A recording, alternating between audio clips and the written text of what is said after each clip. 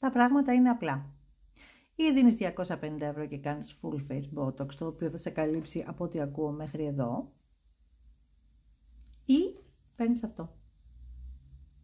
Peptide Lift Peeling Pad από την κορεάτικη Terazen. Ποια είναι η διαφορά του με τον Botox? Το Botox είναι για αυτήν εδώ την περιοχή, ενώ το pad είναι για πρόσωπο, λαιμό, ντεκολτέ, χέρια, αγκώνες, γόνατα, φτέρνες, όποια περιοχή θέλεις στο σώμα σου με ένα μόνο pad.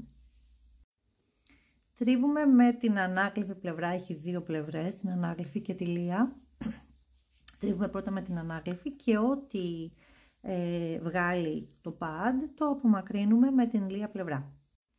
Τα χέρια μου είναι ξερά αυτή τη στιγμή, είναι χωρίς κρέμα. Τρίβω το χέρι για να δεις τη διαφορά σε σχέση με το άλλο.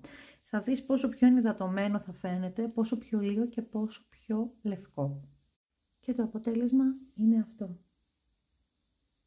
Βλέπεις ότι το ένα μου χέρι είναι πάρα πολύ ενυδατωμένο και το άλλο είναι πάρα πολύ ενυδατωμένο και πολύ πιο λευκό από το άλλο. Η κυριότερη διαφορά του βέβαια είναι ότι πρόκειται για ένα εντελώς φυσικό προϊόν, ενώ το Botox, κακά τα ψέματα φίλοι μου, είναι μία τοξίνη, το λέει και το όνομά του. Η κυριότερη διαφορά του φυσικά είναι η τιμή, διότι κοστίζει το 1/4 και λιγότερο από την τιμή του Botox. Μία ακόμα διαφορά του είναι ότι το Botox είναι για ανόρθωση, ενώ αυτό κάνει ανόρθωση, κάνει σύσφυξη, κάνει λίανση ρητίδων, κάνει απολέπιση, κάνει λεύκανση, κάνει ενυδάτωση. Μόνο καφέ δεν κάνει ακόμα. Τώρα αν θες να το εμπλουτίσεις, βάζεις πριν από αυτό ένα καθαριστικό αφρό με φυτοκολαγόνο και φυτοσκουαλένιο που και απολέπιση κάνει και ενυδάτωση, δεν έχεις ξαναδεί κάτι παρόμοιο.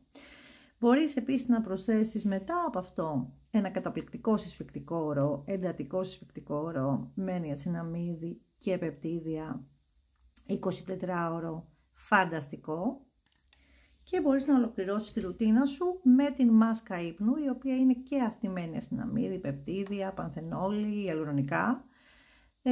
Όλα αυτά μαζί είναι πιο κάτω από την τιμή ενός Botox, διαρκούν όμως πολύ περισσότερο από ένα Botox. Θα τα βρεις όλα στο galanthoscosmetics.gr. Η επιλογή δική σου.